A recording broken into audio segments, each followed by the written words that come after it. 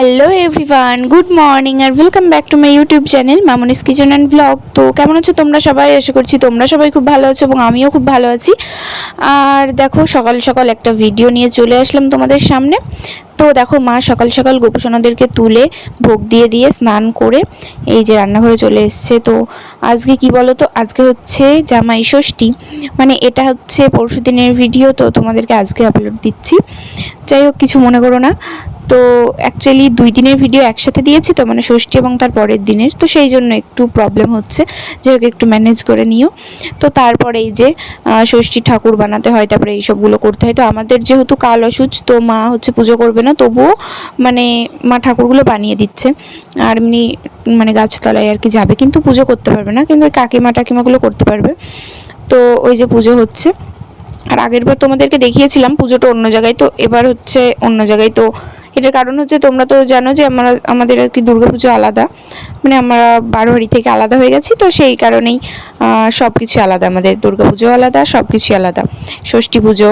তো যাই হোক, এই যে এখন মন্দিরের ভিতর কিছু কাজ টাজ হয়তো চলছিল, আর তারপরে পুজো টুজো করে বাড়ি চলে এসেছি। আর জামাই ষষ্ঠীর দিন তালশাঁস খাবো না তাই কখনো হয়? তো না না, সেই কারণে না, আমরা এমনি খাচ্ছিলাম, তালশাঁস নিয়ে এসেছিলো যেহেতু সিজনের প্রথম ফল। আর আমি কিন্তু আজকে প্রথম খাইনি, কিছুদিন আগেও খেয়েছিলাম। তারপর এই যে মা জামা কাপড় কেচে কুচে মেলে দিয়ে গোপুসোনাদেরকে দিয়ে একটু লিমকা খাচ্ছিল, তোমাদেরকে একটু শেয়ার করে দিল। তো চলো তারপর দেখা হচ্ছে। হ্যালো এভরিওয়ান, এই দেখো এখন আমরা রেডি হয়ে গেছি। কোথায় যাব বলো তো? এখন যাব মামার বাড়ি। আমি তো রেডি হয়ে গেছি, আর এই যে আমার মা তো জীবনও আমার আগে হয় না। তো কেমন লাগছে আমাদের সেজে? খুব ভালো লাগছে। বাবাও রেডি হয়ে গেছে, শোকেজের মধ্যে আছে। তো আমরা দাঁড়িয়ে আছি, আমি বাবা কোথায় গেল কি জানি।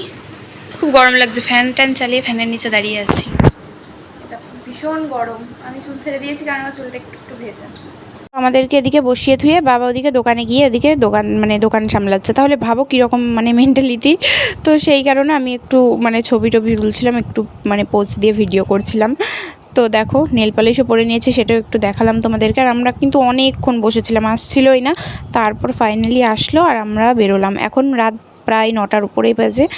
তো এখন আমরা যাচ্ছি কিনা মামার বাড়িতে, তাও আবার ষষ্ঠী খেতে, তাহলে ভাবা যায় এসব। তো যাই হোক, মিষ্টি টিষ্টি এখান থেকে কিনে এই যে চলে এসেছি। তো মামার বাড়ি এসে, এটা হচ্ছে আমার নিজের মাসির মেয়ে, আর এটা হচ্ছে মানে ওই বাড়ির মাসির মেয়ে, মানে আমার মায়ের ছোটো কাকার মেয়ের মেয়ে। তো তারপরে ফ্রিজ খুলে দেখলাম আইসক্রিম, আর খেতে শুরু করে দিলাম। আর এই ঘরে মা আর মাসি এক জায়গায় হলে তো এদের গল্পই শেষ হয় না, তো এরা গল্প করছে আর আমি বসে আছি। আর তারপরে বাবা দই মিষ্টি খাচ্ছিল। আর এইদিকে যে মানে এইদিকে ওইটা হচ্ছে যেটা ক্রিম কালারের নাইটি, ওটা হচ্ছে আমার মায়ের ছোটো কাকার মেয়ে, মানে ওই বুনুটার মা ওটার, এইদিকেরটা ওর বাবার, ওদিকেরটা তো আমার নিজের মাসি মেশো চেনই। তো কিছুদিন আগে তোমাদেরকে দেখিয়েছিলাম, কিছু মাস আগে, যে আমার মা একটা ভিডিও ছেড়েছিল যে হঠাৎ একটি কারণে বোনের বাড়ি যেতে হলো, তো ওটাই ওই মাসিদের বাড়ি গিয়েছিলাম। তো মেশো যখন কিডনি ট্রান্সফার হয়েছিল, তো দেখতে গেছিলাম ওই মেশোটারই আর কি। তো তারপরে আমরা সবাই এদিকে ভাত খেতে বসে গেছি দেখো। আর তারপরে বাড়ি চলে যাব আমরা ভাত টাত খেতে। তো আমার মামার বাড়ি যেহেতু বাড়ির কাছেই, তো সেই কারণে আমরা রাত্রে চলে যাচ্ছি, আবার পরের দিন আসবো। তো বাড়িতে কেউ নেই যেহেতু, জ্যাঠা জেঠিমা ওরাও গেছে মানে মামার বাড়িতে ষষ্ঠীতে গেছে, তো সেই কারণে বাড়িতে দাদু এক আছে। তো আমরা চলে আসলাম, আর আমার গোপুসোনারা আছে যেহেতু। তো এই যে বাড়ি এসে আমার চোখ মুখের অবস্থাটা দেখো, ড্রেস ট্রেস না চেঞ্জ করে তোমাদের সামনে এসেছি ভিডিওটা শেষ করার জন্য। কিন্তু ভিডিওটা তো এখানেই শেষ না, এখনও আছে, পরের দিন দেখতে পাবে। এই যে দেখো সকালবেলায় আমরা চলে এসেছি, আমার বাড়িতে চলে এসেছি, যেটা হচ্ছে আমার নিজের দাদু। আর এদিকে বুনু বসে আছে। তো চলো তোমাদেরকে একবার শেয়ার করে দিই কী রান্না হয়েছে। তো আজকে হয়েছে এই যে লাল লাল মাটনের ঝোল, তো তারপরে এদিকে আছে বাটা মাছের ঝাল, এদিকে আছে আলু দিয়ে পটল দিয়ে চিংড়ি মাছ দিয়ে পটল চিংড়ি, আর এদিকে মুসুরির ডাল পাতলা করে, তারপরে পাঁপড় ভাজা ছিল, তারপরে আলু ভাজা, এই সমস্ত। আর বাবা মেশো আর মামা হচ্ছে বাজারে গেছিলো একটু, তো সেই কারণে বলেছিলাম একটা আইসক্রিম আনতে।